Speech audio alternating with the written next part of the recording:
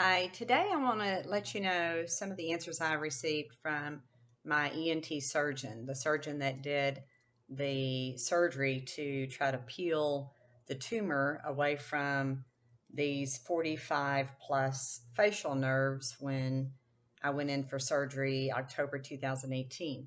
And I really praise my surgeon because he did such a good job. He did not touch that main facial nerve, or I wouldn't be able to smile or even have facial nerves correct on my face right now.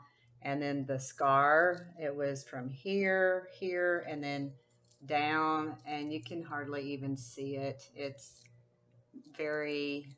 just not noticeable at all. He did such a good job, and he's been great to answer all my questions. And so I went in just a few days ago for my checkup, and this was, even though it was about 16 months after my treatments ended, it was kind of like that year follow up. And so I had some questions for him. And keep in mind, when you're asking your doctors questions, they may only give you at the beginning of your diagnosis and going through radiation chemo.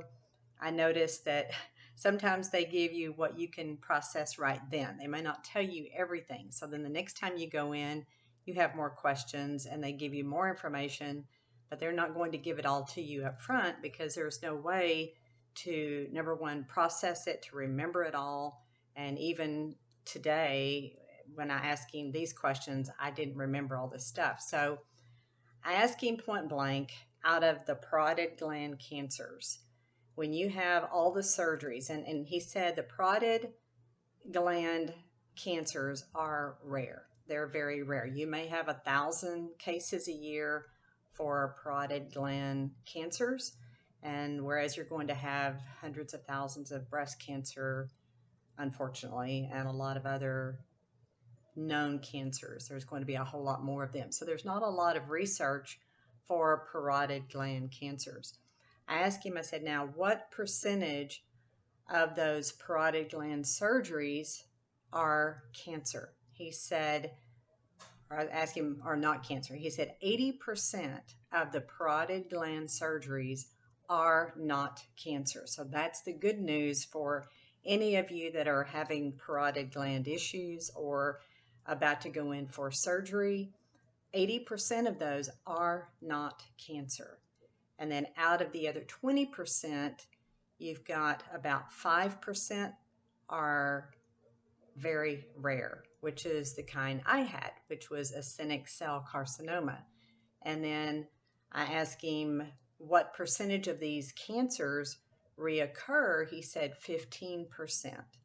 And then he said because I was past that first year, because it's within that first year that you have a 75% risk of it coming back.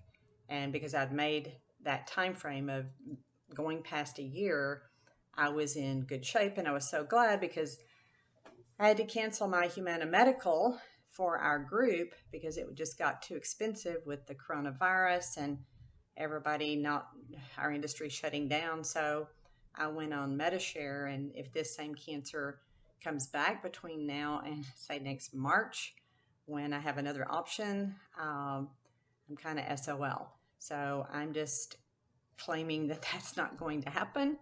But I also asked him, I said, okay, out of all of these cancers, what percentage are really, quote, cured? And I know we're never cancer free, but he said 85 to 95% are cured.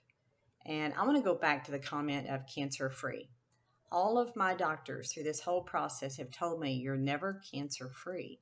We all have cancer cells in us. And it's just whether those cancer cells become big enough over time to be detected, because a cancer cell may start out as a tiny speck, and I think they double every 3 months, and so it just goes on. But it may start out so tiny that it may take years to get big enough to be detected. And then some people may die from other things before the cancer is ever detected. So that's just kind of something I want you to know.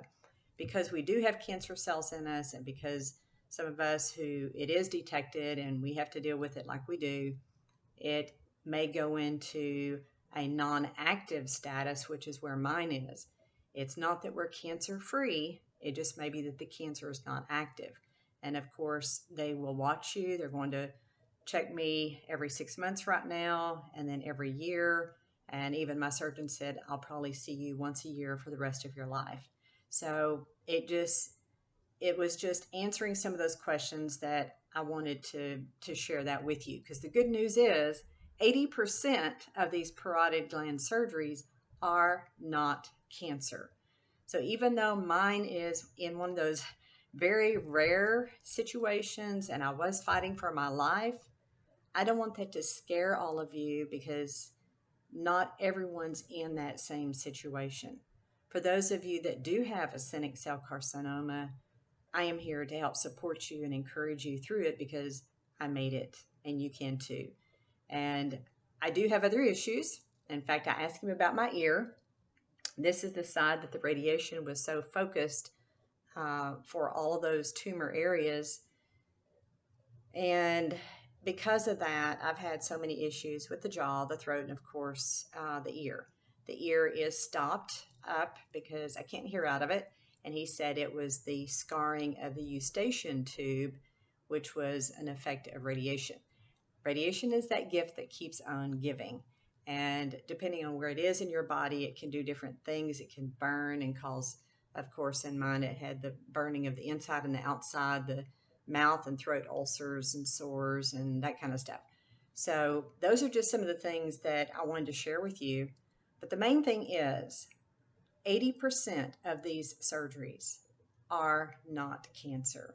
So I wanted to give you that good news and hope that helps any of you that are going in for a parotid gland surgery. And if you have questions, feel free to let me know your questions. I will try to either answer some of them in another video, or I can check back with all my doctors and give you more information. I hope my videos are an inspiration to you. If they are, please watch, subscribe, share them with others that are dealing with cancer situations. And I just want to be a help and motivate all of you to keep pushing, keep fighting, and just keep thinking positive. We do have a choice, but let's just keep thinking positive. Thank you. I'll see you on the next one.